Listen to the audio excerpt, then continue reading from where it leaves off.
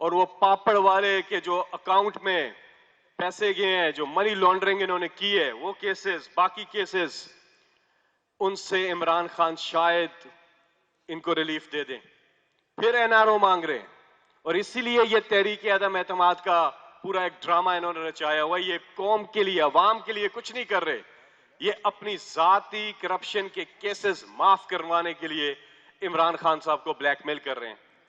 तो इमरान खान साहब भरपूर तैयार हैं इनका मुकाबला करने के लिए और इनकी शिकस्त बिल्कुल इनको नजर आ रही है। और उसकी वजह यह है कि ये यहां से दूर नहीं, इधर पार्लियामेंट लॉजेस में इन्होंने बगैर कोरोना के, बगैर किसी के टेस्ट, कोविड टेस्ट पॉजिटिव आए, अपने एमएनएस को क्वारंटीन कर दिया, उनको क्वारंटीन कर दिया है, वो बाहर नहीं निकल सकते वहां से।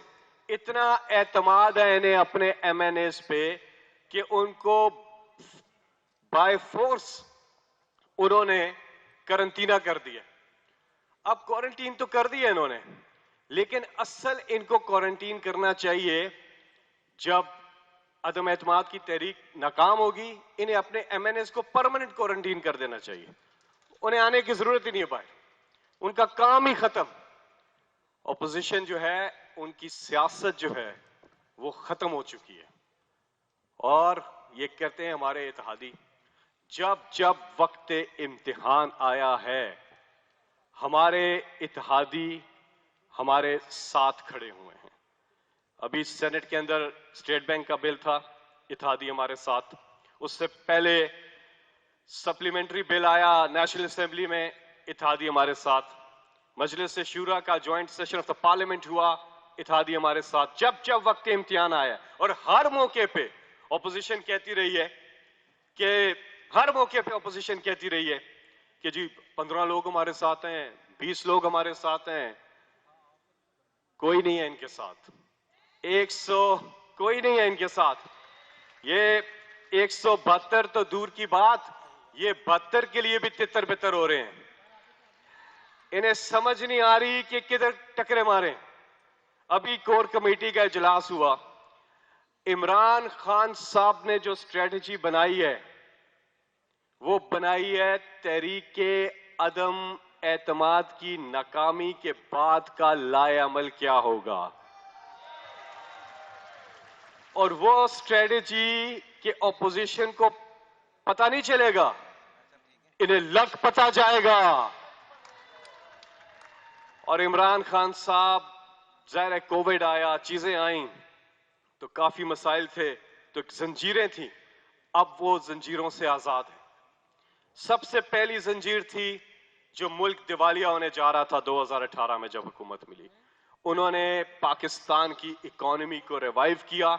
आज हमारी इकोनॉमी टेक ऑफ कर गई है कोविड के बावजूद।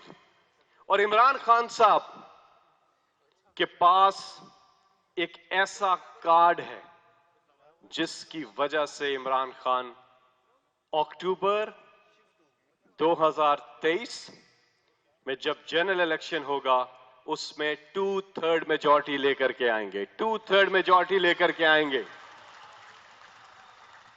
और वो कार्ड है हेल्थ कार्ड। हेल्थ कार्ड वो कार्ड कि जो दुनिया के अमीर तरीन ममालिक भी फ्री इंश्योरेंस नहीं दे सके लोगों को, हेल्थ इंश्योरेंस। हर खानदान के पास 10 लाख रुपए हैं सालाना, वो किसी भी हॉस्पिटल से इलाज कर सकता है। हेल्थ कार्ड है, डैम्स का कार्ड है, एक्सपोर्ट्स का कार्ड है, रेमिटेंसेस का कार्ड है, ग्रोथ रेट का कार्ड है, कंस्ट्रक्शन इंडस्ट्री में जो बूम आया उसका कार्ड है, रोजगार जो के मौके पैदा हो रहे हैं उसका कार्ड है, इंडस्ट्रियलाइजेशन का कार्ड है। इमरान खान के पास कारकर्दगी का कार्ड है, इज्जत नफ्स का कार्ड है, खुद मुख्तारी का कार्ड है, खुददारी का कार्ड है, इस कौम का कार्ड है, पाकिस्तान का कार्ड है, अवाम का कार्ड है। इतने कार्ड्स हैं कि 2023 में जब इलेक्शन होगा इमरान खान 2/3 मेजॉरिटी लेकर आएंगे। और ऐसा हो चुका है। खैबर पख्तूनख्वा में तारीख में पहली बार पाकिस्तान की कारकर्दगी की वजह से ना सिर्फ एक पार्टी की गवर्नमेंट रिपीट होती है, बल्कि डबल वोट लेकर 2/3 मेजॉरिटी लेकर वापस आती है। और अब सेंटर में भी आप देखेंगे कि ऐसा ही होगा कि कारकर्दगी की बिना पर इमरान खान साहब आएंगे। अदम एतमाद की तहरीक, जिस दिन अदम एतमाद की तहरीक नाकाम होगी, जिस दिन अदम एतमाद की तहरीक नाकाम होगी, इंशाअल्लाह उससे एक दिन पहले डी चौक पर इमरान खान साहब अवाम को इकट्ठा कर रहे हैं और अहम बातें कर रहे हैं। अहम बातें कर रहे हैं, वो बातें आपको बताएंगे जो पहले उन्होंने आपसे नहीं की। तो आप सब ने डी चौक जलसे में शिरकत के लिए लाजमी पहुंचना है। तहरीके अदम एतमाद इसलिए नाकाम होगी कि बड़ी वजह यह है कि बहुत से पीएमएलएन और पीपल्स पार्टी के वो लोग जो बड़े जबरदस्त लोग हैं, अच्छे लोग हैं, वो भी इनसे इत्तेफाक नहीं करते। 154 का नंबर ये क्रॉस नहीं कर सकेंगे तहरीके अदम एतमाद में। 154 हद है इनकी, उससे ऊपर, उससे नीचे जा सकते हैं, उससे ऊपर ये नहीं जा सकेंगे। क्यों?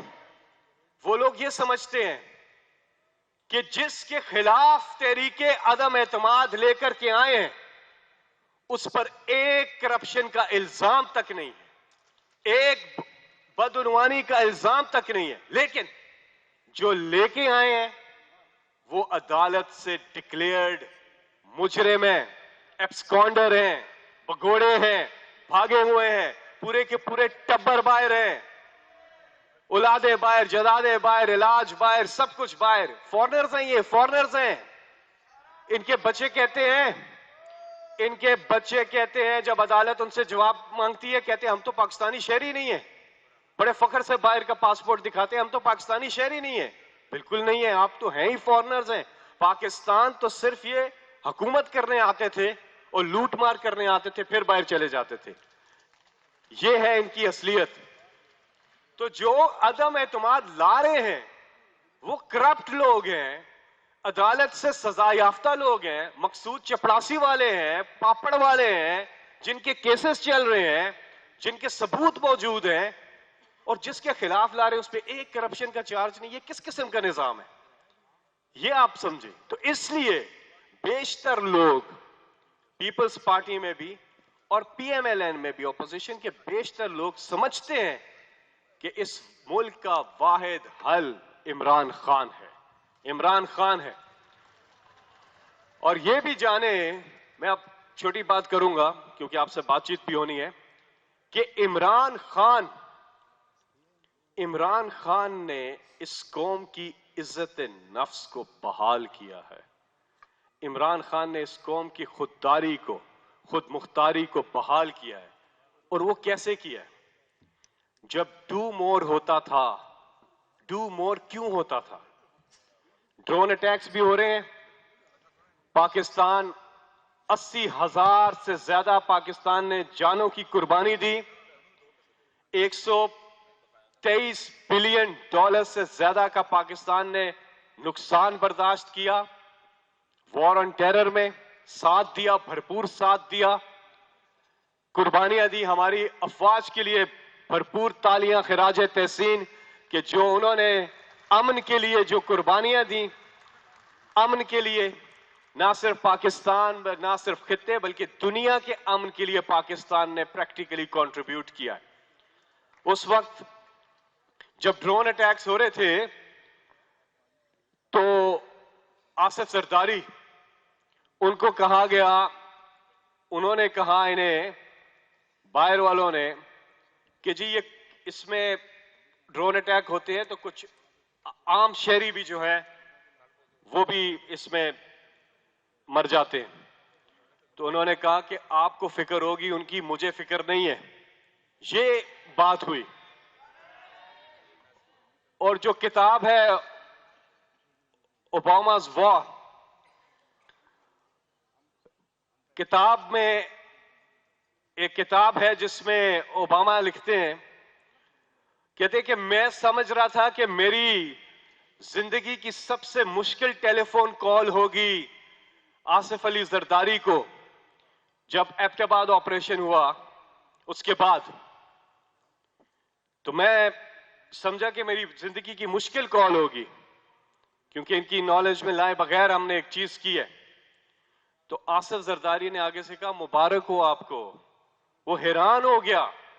ये थे हमारे हुक्मरान, कोई इज्जत नफ्स नहीं। क्यों नहीं? डू मोर क्यों? क्यों? आप बताएं क्यों? क्योंकि इनके खुफिया अकाउंट्स हैं, इनके बैरूने मुल्क जदादे हैं। इन्हें हर वक्त डर लगा रहता था कि अगर हमने इनको ना की या इनको कुछ कहा या एतराज तक भी किया तो हमारे तो सारी जदादे बाहर हैं, वो ये फ्रीज कर देंगे। तो इन्होंने इस मुल्क की इज्जत नफ्स के ऊपर सौदा किया है। लेकिन फिर एक मर्द बोरान आया, एक ऐसा लीडर आया जिसने 1996 में एक बात की थी अपनी पहली स्पीच पे कि पाकिस्तानियों, इमरान खान आपसे वादा करता है कि ना वो अल्लाह के सिवा किसी के सामने झुकेगा, ना अपनी कौम को किसी के सामने झुकने देगा। और जब इमरान खान साहब से उन्होंने सवाल पूछा कि क्या आप अपने अड्डे हमें दे देंगे, इमरान खान ने कहा एब्सोल्युटली नॉट। ये वो सफर है डू मोर से, एब्सोल्युटली नॉट। और आज हमारे किसी मुल्क के साथ ताल्लुकात खराब नहीं है। सब मुल्कों के साथ हमारे बेहतरीन रिलेशनशिप्स हैं, बेहतरीन रिलेशंस हैं, सबके साथ अच्छे ताल्लुकात हैं, सिवाय भारत के। और भारत के साथ इसलिए कि जो कश्मीर के ऊपर इक़दाम किए, जब तक वो वापस नहीं लेते हमारे उनके साथ ताल्लुकात अच्छे नहीं हो सकते। सारे मुल्कों के साथ अच्छे हैं। यूरोपीय यूनियन के काउंसिल के हेड ने इमरान खान साहब को कॉल की और रिक्वेस्ट की कि आप यूक्रेन और रशिया के बीच में जंगबंदी के और अमन के लिए आप इसमें आए। और उसका एक हिस्टोरिक पर्सपेक्टिव है।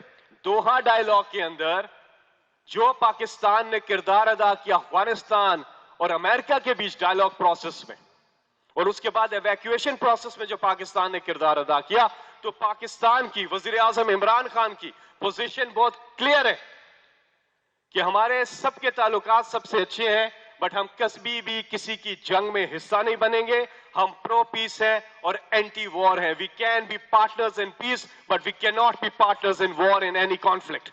ये है इमरान खान साहब की पोजीशन। कौमें इज्जत करती हैं ऐसे, दूसरे मुल्क ऐसी कौमों की इज्जत करते हैं जिनकी इज्जत नफ्स होती है, जो उनके साथ होते हैं। और यही बात है कि आज पूरी दुनिया के साथ पाकिस्तान के रिलेशंस बहुत अच्छे हैं, लेकिन पाकिस्तान अपनी खुददारी, खुद मुख्तारी और इज्जत नफ्स पे कभी समझौता नहीं करेगा। यह है पाकिस्तान। तो आपसे अब बातें होंगी, क्वेश्चंस आपके आएंगे, लेकिन जाते अपनी तकरीर खत्म करने से पहले मैं एक बात जरूर करूंगा।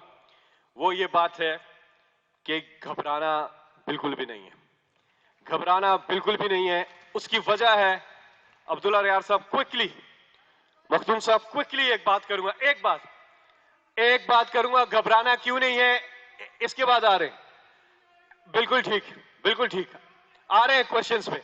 घबराना इसलिए नहीं है कि जब ये इमरान खान साहब की जिंदगी को थोड़ा सा देख ले, जब इमरान खान साहब ने क्रिकेट शुरू की ना, तो लोगों ने उनको कहा, रिश्तेदारों ने भी कहा, कजन्स ने कहा, ओ खान साहब नहीं हो सकता, आपसे नहीं हो सकता। उन्होंने कहा घबराना नहीं, दुनिया के अजीम क्रिकेटर उन्होंने बन के दिखाया। फिर जब वर्ल्ड कप आया तो लोगों ने कहा नहीं जीत सकते, आप नहीं जीत सकते। इमरान खान साहब ने नाकदीन को कहा घबराना नहीं, वर्ल्ड कप जीत के दिखाया। शौकत खानम कैंसर हॉस्पिटल बना रहे थे तो लोगों ने कहा नहीं बना सकते। 20 डॉक्टर्स की कॉन्फ्रेंस की, 19 ने कहा नहीं बना सकते, एक ने कहा बना लेंगे लेकिन गरीबों का मुफ्त इलाज नहीं कर सकेंगे। इमरान खान साहब ने कहा घबराना नहीं, करके दिखाया।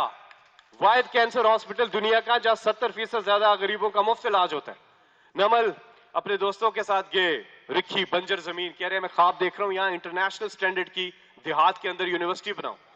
लोगों ने कहा नहीं कर सकेंगे खान साहब। उन्होंने कहा घबराना नहीं, घबराना नहीं, करके दिखाया।